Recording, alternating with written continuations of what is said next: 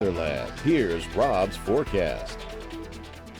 Welcome back. Well, after a soggy period, much better weather on the way, a sunny and pleasant weekend and good looking weather into much of next week. But then toward the end of the week, another weather maker on the way. More on that in just a bit. But want to talk about an ongoing disaster that's on the other side of the world, the Australian fires. So let's take a look. And this is a downloaded KMZ file that we can ingest into our system. These are all the current fires ongoing across Australia, from the desert inland to around the entire periphery, and this is by any stretch of the imagination incredible. Now, first off, Australian fires by the numbers. They're 3 times larger than all of the California fires in the last 5 years. So a major, major event. So far, 20 dead, 28 missing, 1,400 homes completely destroyed, with tens of thousands being threatened right now. 12 million acres burned. That's better than the size of Connecticut and New Jersey combined.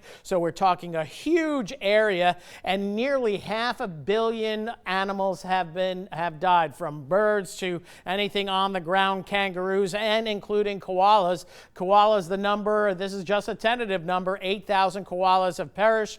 30% of their habitat has been destroyed. And look at the smoke. Here's the smoke. It extends all the way back through Indonesia, and then down through all the way down through New Zealand. And if we're just tracking the smoke plume over the next couple of days, just over the next 5 to 6 days, we see that smoke going all the way out into the southern Pacific and even reaching South America. So an incredible fire situation.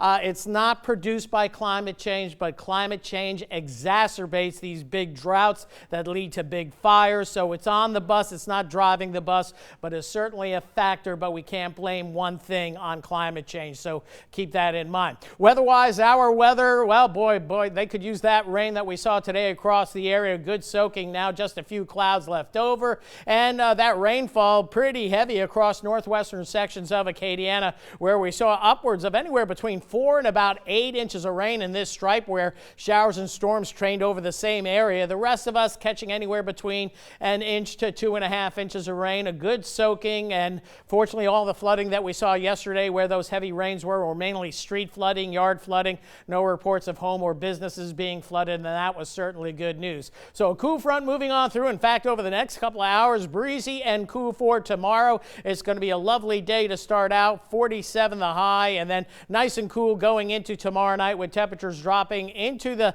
mid-40s by this time, some 10 degrees cooler than where we are right now. Lower 40s for Sunday morning, and then Sunday afternoon, a little bit milder temperatures getting into the mid to upper 60s more than likely. And looks pretty quiet with next week. We do have a quick frontal boundary pushing on through Monday night, early Tuesday, but not much weather with it. Next weather system setting up as we go toward the end of next week, with showers developing Thursday, big rains developing Friday and or Saturday. We still have to nail down the timing on that. Still a week to go. But temperature-wise tonight, mid-40s your low. Tomorrow we'll get into the lower 60s. And by the way, we have the Quadrantid meteor shower later tonight, but you got to stay up late. If the clouds clear out, and they should, prime times between 1 and 5 a.m., max time right around 3 a.m. Look northeast toward the Big Dipper. You got to look for the handle in the Big Dipper, and there could be some impressive numbers, 60 to 120 per hour.